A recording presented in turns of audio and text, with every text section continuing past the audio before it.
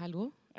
Hello. Good afternoon. We are very happy that you appeared here in such a great number, and I'm very happy to welcome Agnieszka Polska, who came basically directly from England, from Nottingham Contemporary, where she has her exhibition, and. I'm even more happy because, as you know, the Art Collection Telekom started 4 years ago, and this is a very short time for a collection. And this is our first public presentation, and the first work we acquired was from Agnieszka Polska. So, and that is important for us due to 3 things, I would say. First of all, the focus of the collection lies on younger artists, so that was important to us to start with the younger artist. Then it was also important, if you start a collection with a corporate company, it's not so easy to tell them that it's not to hang on the walls. So it was actually quite a statement to start with the video work. And then I think starting to collect is like a journey, and you never know exactly where it will end up, and you have rough outlines. But somehow, by starting with Agnieszka, we touched the themes that would accompany us. And one of the big themes in Eastern Europe is the rewriting of history. After the fall of the Iron Curtain, suddenly the past was not valid anymore. You had to define yourself in a completely new way, and artists took quite an important and still take an important impact in this procedure.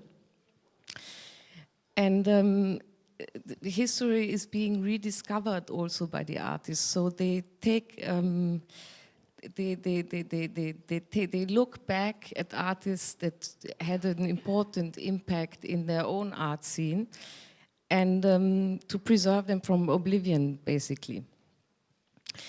And the first work was 3 videos of narration. It is shown in the exhibition. I highly recommend you that you go and see it. It's in the video program. We won't show this work today here.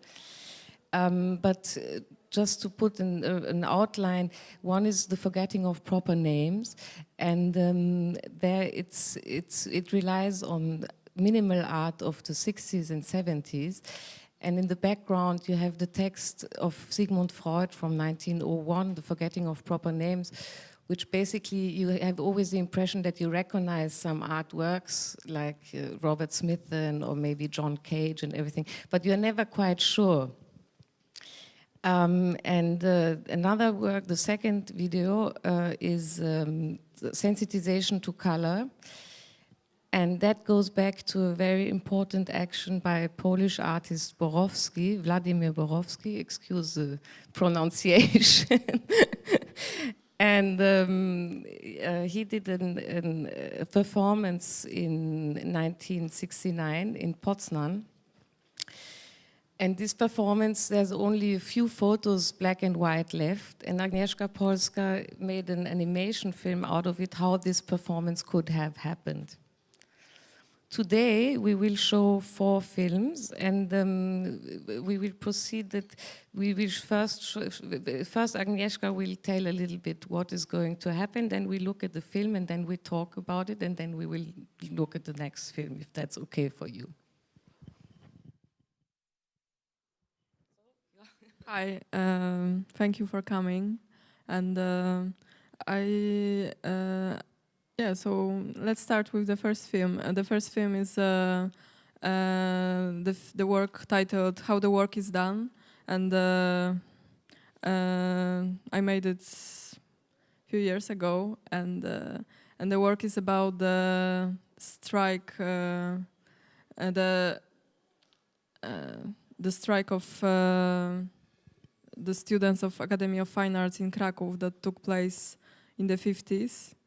And I found it very interesting because the students, apart from just occupying the space of the ceramic and sculpture workshop, decided to leave the work, so they just refrained from work and I found this very interesting, and I decided to make a video about it. So let's see it.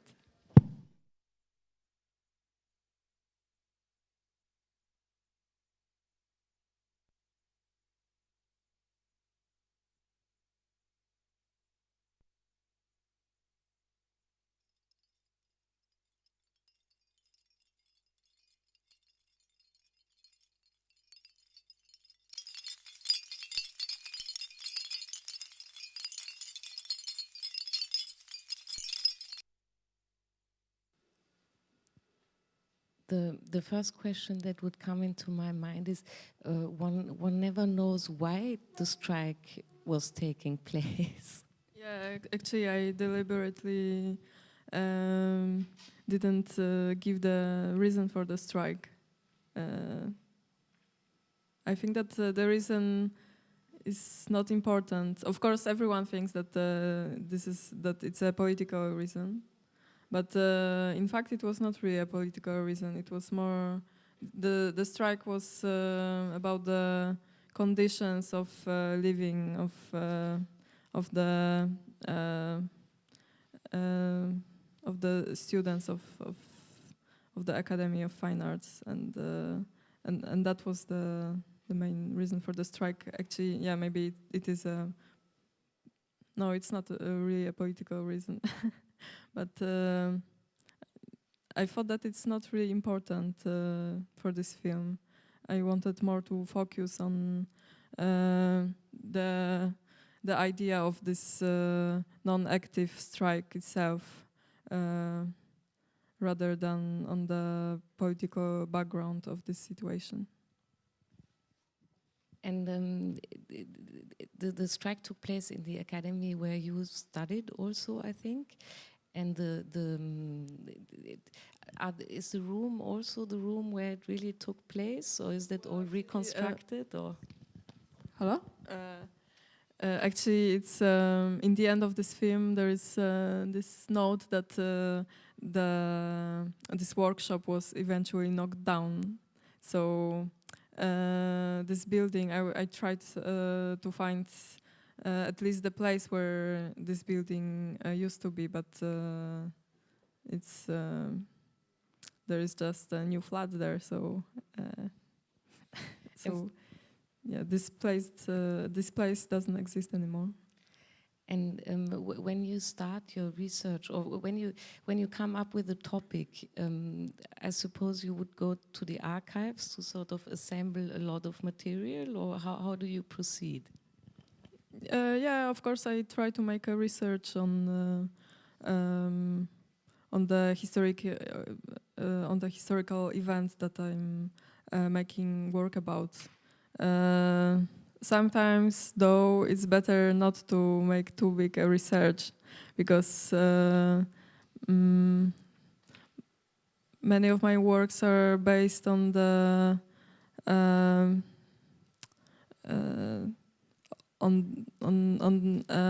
the ideas of the gaps in history. So actually, big part of my work is actually producing the past events, or reshaping the history, the art history, or history as such. So sometimes it's better not to know too much about the event, so that the space for the creativity is left. And so it's actually not about really retelling a history or telling the truth. It's just about drawing possibilities, how it could have been, and also what kind of impact it has nowadays. Yeah, it's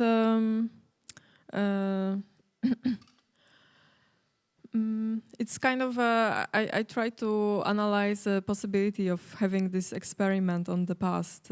If it would be, maybe it's not very visible in this film, but in general, I'm thinking a lot about this idea of having an experiment on the past, about producing the fake past in order to provide us with a better future, and which is of course possible. And I was never, in fact, producing a real change. I was only analyzing these issues, but it's a bit. I was telling this yesterday to someone that it's a bit similar to the thing that was presented in one of Fassbinder's film called Niklahausen Journey. It was about. It took place in the medieval ages, and it was about a group of kind of communist activists who were trying to make the situation of the peasants better. And so they decided to actually to use the theatrical methods and to stage the revolution. So they, Hanna Szygula was just acted as a Virgin Mary, and she told the peasants who thought that they have the revelation. She told them to start the revolution, and then the real revolution followed. So I think that it's a bit a similar situation. And then I would like to ask, in the film one sees objects and sculptures passing by, and it has all a very fluid impression. And those sculptures are, I suppose, sculptures that you made, or? Yeah, it's well, actually in this film, because it was shot in the art school for children. I mean, this a secondary school for children, and so actually all of those works most of them were made by the students from this school.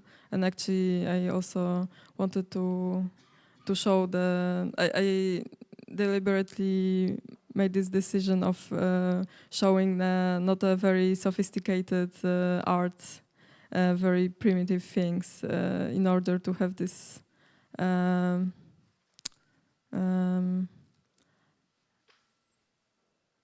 I don't know. In order to be more focused on this act of non-active strike than rather than on art, and yeah. Okay. I think that film was quite exemplary also for your animation techniques. The next film, where we only can see some fragments because it's quite a long, it's 30 minutes, is Future Days. And there's no animation at all. Maybe you can introduce us roughly to the film. It was made in 2013, I think. Yeah, it was made last year, and actually this time I worked with the actors who are wearing silicone masks to resemble the certain historical figures. And and this film is, as you said, there are only very short animated fragments, but so it's made in more cinematic way. But still, this work is very much connected to the topics of art history and about the responsibilities of the artist, the same as in how the work is done. And the film is about a group of deceased artists, a group of the dead artists who go to heaven for the artists. And so you can see real figures. You can see Bastian Ader, Lee Lozano, Charlotte Bozenenske, Paul Teck, and two figures from Eastern Europe, Włodzimierz Borowski and Jerzy Ludwiński, famous Polish theoretician. And the idea was like the first thing was to create this phantasmagoric image of heaven for the artists, where they could just have their first encounter, because of course it was not possible for many of them to meet during their lives, even if they were living in the same period, but they were living in Eastern Europe, so it was not possible for them to get a passport and to easily move abroad to meet with their Western colleagues. So it's of course it's kind of a very ironical image, and I will just show you some scenes. Another important thing is about this film is that the idea was that heaven also resembles something like a storage for the artworks. So during the very boring and idle wandering through the meadows of heaven, the artists come across different works that are actually slowly decaying due to the lack of conservation in heaven. So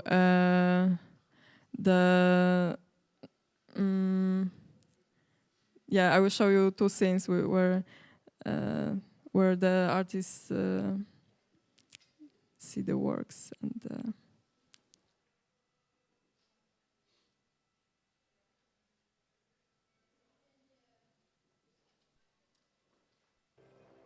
Torn page. Let me see it. Ah, words, sentences. There was an old man of Peru Who who never never knew what he should do. Yeah, so I will show you another scene. In this scene, the Poltek was found in the swamp of the books, and actually the whole film is opened with the scene of Bastian Adler being just washed of the sea on the shore, and this is I think the important thing about, because as we all know, he disappeared at sea.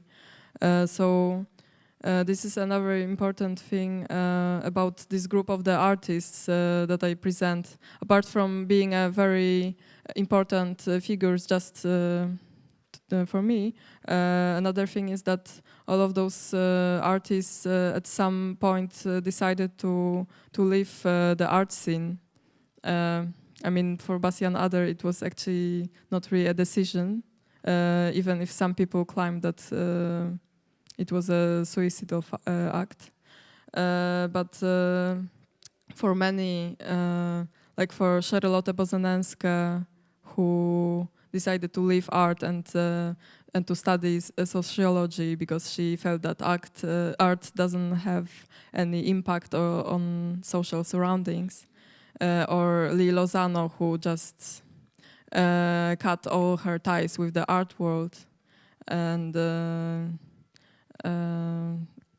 so actually all of those artists were somehow left the art scene, or were excluded from the art scene, like Poltek.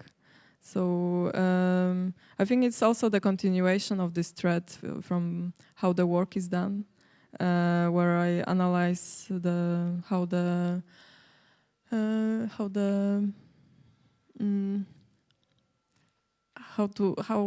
be an artist, not really being an artist, and I will. I also think, I just have a question in between. I also think even in this film they do talk about art, but you also have the impression they do not really talk together, or it's like one talks and it's also almost as if they would talk against, not really against each other, but next to each other, like in a parallel way, no? Yeah, well, of course, this is connected to the method of recording the voice that I used. It's the method that I was just recording the voice after shooting the material in the sound studio. So, and this is the method that was used in the old films. And anyway, it was not possible to talk in the masks, so. But this also gave us a big freedom in changing the script after the shooting. So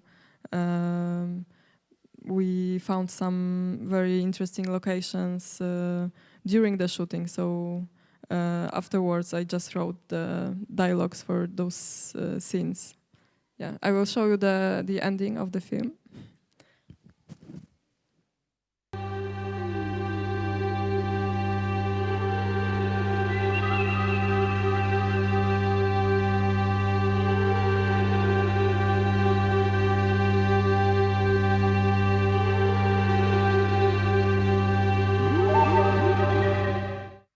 So the artists are faced with this state of eternity, and they are somehow the captives of this very melancholic heaven, and they are dreaming about coming back to Earth, which I think is I wanted it to be. Just a reference to art in general, to art which is quite distant from the social surroundings, but tries to get back and tries to have an impact on the social surroundings. So this is the main idea of this film and the main problem of this film. And I also have the impression that they somehow regret that they are not regretting being in heaven, but regretting not being able to do artworks anymore somehow. So as if they would have preferred not to stop also. Yeah. They are not very productive there. I mean, totally not productive. It's also a joke about being in a state of not having this fear of death, which is one of the motivations of producing the art, I think. So, I think the impact of art and also the responsibility of the artist is always something that is important in your works. And also in the two new films that we are being presented, it is not only what is the importance of art, but also how it is received, no? So we'll see two more films. It's The Mouth. Yeah. It's I Am the Mouth is the short animation that is also dedicated to this topic of, as you said, of the making an impact on the viewer. And this time it's a very literal impact because the piece. Maybe I will, or no, I will just give the short introduction. It's a piece which is somehow based on the Samuel. I mean, has some visual references to Samuel Beckett's monodrama "Not I."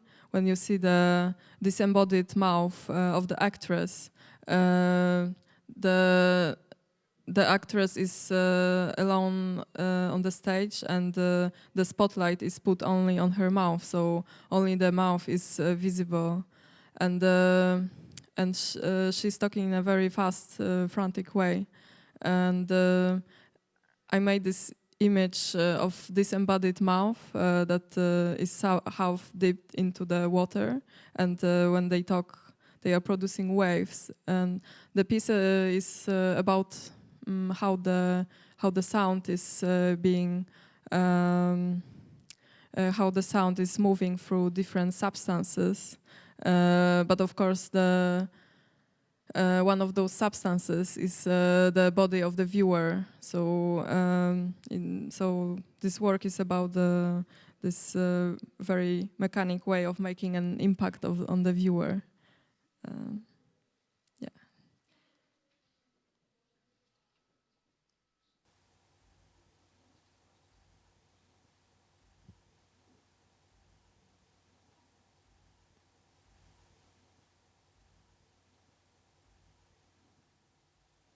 I am the mouth.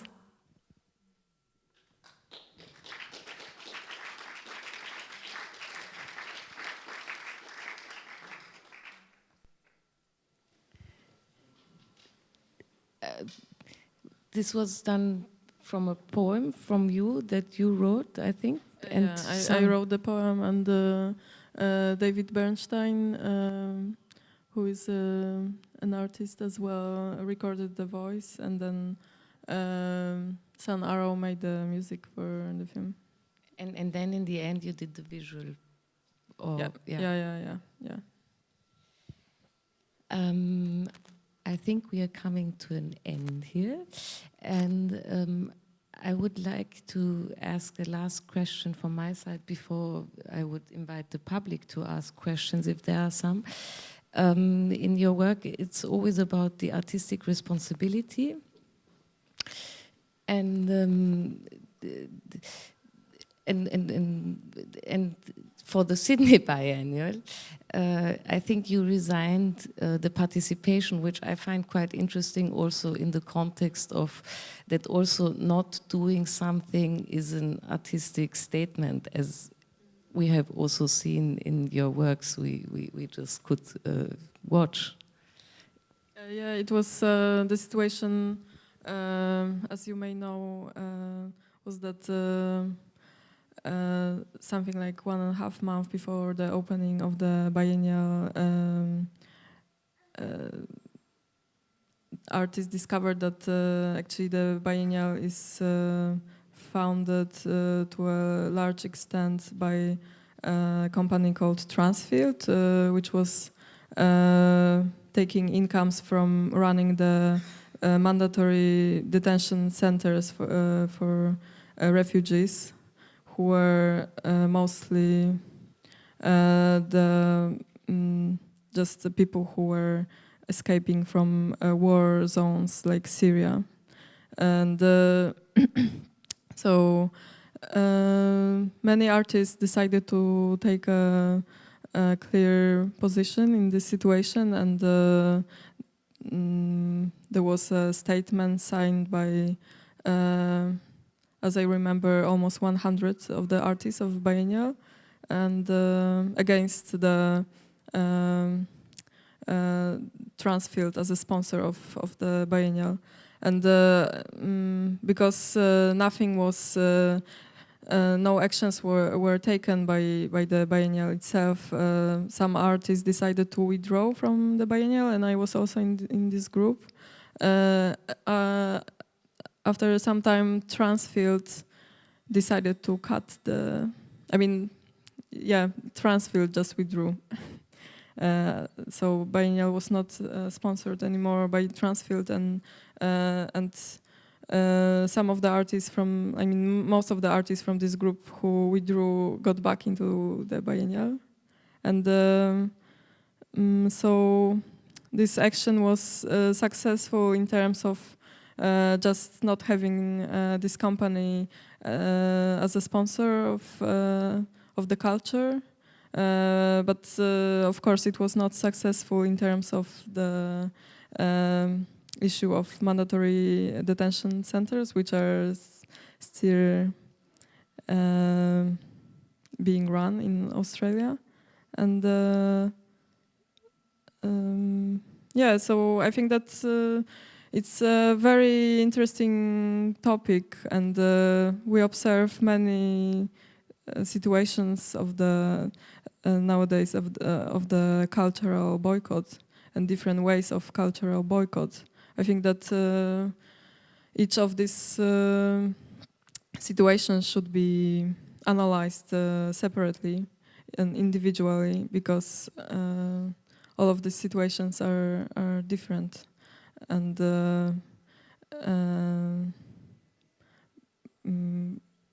yeah, sometimes the cultural boycott is not a good method.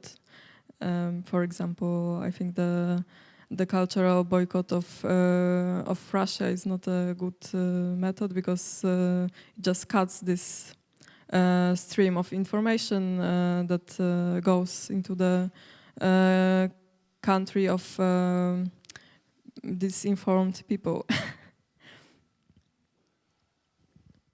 I agree with you, but I find it a very uplifting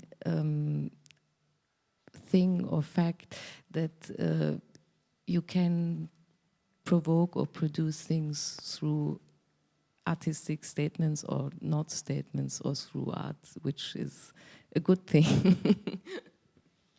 Are there questions from the public? Thank you.